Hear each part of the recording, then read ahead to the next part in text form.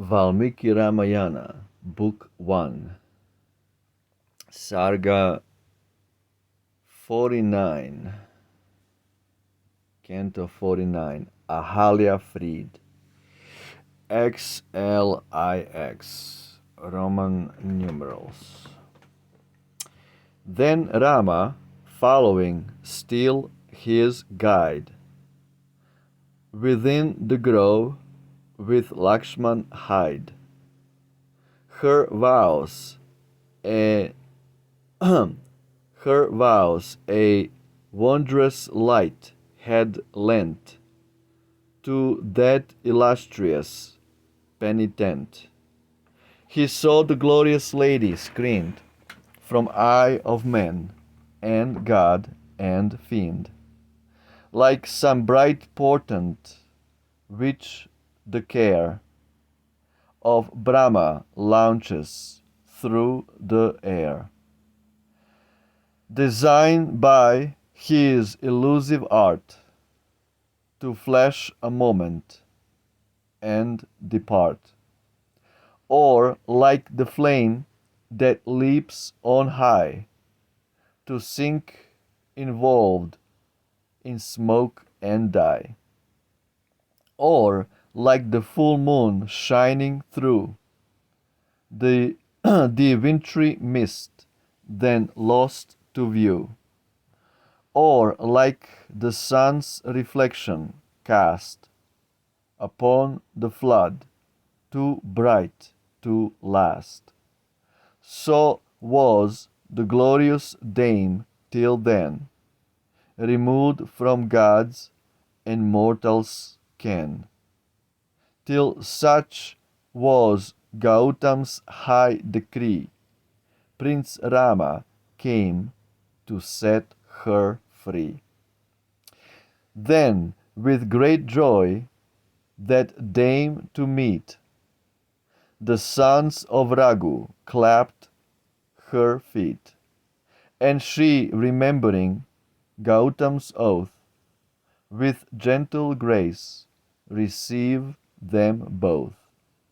Then water from their feet she gave, guest gift, and all that strangers crave. The prince of courteous rule aware received as meet the lady's care. Then flowers came down in copious rain, and moving to the heavenly strain of music in the skies that rang, the nymphs and minstrels danced and sang, and all the gods with one glad voice praised the great dame and cried rejoice. Through fervid rites no more defiled, but with thy husband reconciled. Gautam the holy hermit knew, for naught escaped his godlike view, that Rama lodged beneath that shade, and hasting there his homage paid. He took Ahalya to his side, from sin and folly purified, and let his new found consort bear in his austerities a share. Then Rama, pride of Raghu's race, welcomed by Gautam face to face, who every highest honor showed, to Mithila pursued his road. Jai Valmiki Ramayana Ki Jai. Beautiful. Footnotes 61:1. Kumarila says, in the same manner, if it is said that Indra was the seducer of Ahalya, this does not imply that the god Indra committed such a crime, but Indra means the sun, and Ahalya from Ahan and Li, the night. And as the night is seduced and ruined by the sun of the morning, therefore is Indra called the paramour of Ahalya. Max Miller, History of Ancient Sanskrit Literature, page 530. Another another bullshit interpretation. They all try to portray uh, Ramayana as some allegory for some movements of the sky, celestial movements of the planets, of the sun, and consequently the phenomenon of day and night, and all these misinterpretations. First of all, the pastime of Ahalya and Gautama is a real thing. We're talking about two celestial super beings, a great sage Ahalya, Gautam, and his wife Ahalya.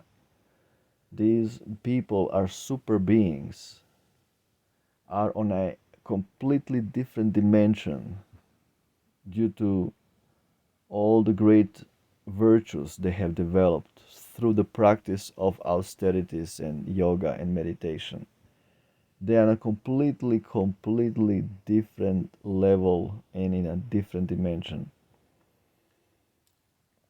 I think Gautam, sage Gautam, is considered one of the seven rishis, Sapta rishis.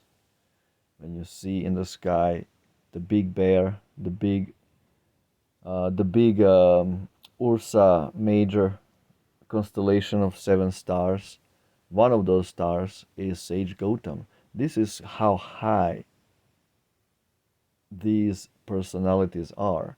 They're so powerful that literally they can stop the movements of the sun and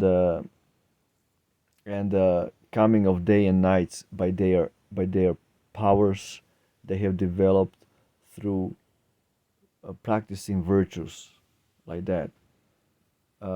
So in that sense, yeah, you can say, you can interpret. You can say, it's like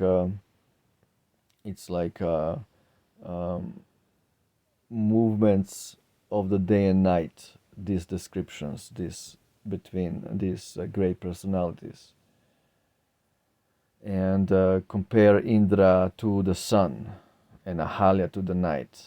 Yeah, because Indra, he is also powerful demigod who can do so many wonderful things that we humans cannot even imagine. He can bring storms, he can bring clouds, some Vartaka clouds at the time of the dissolution of the universe, when Shiva dances his dance of destruction. Um, Indra can bring just colossal clouds that cover the whole universe. We're talking about these kind of beings, super beings, multidimensional, high dimensional.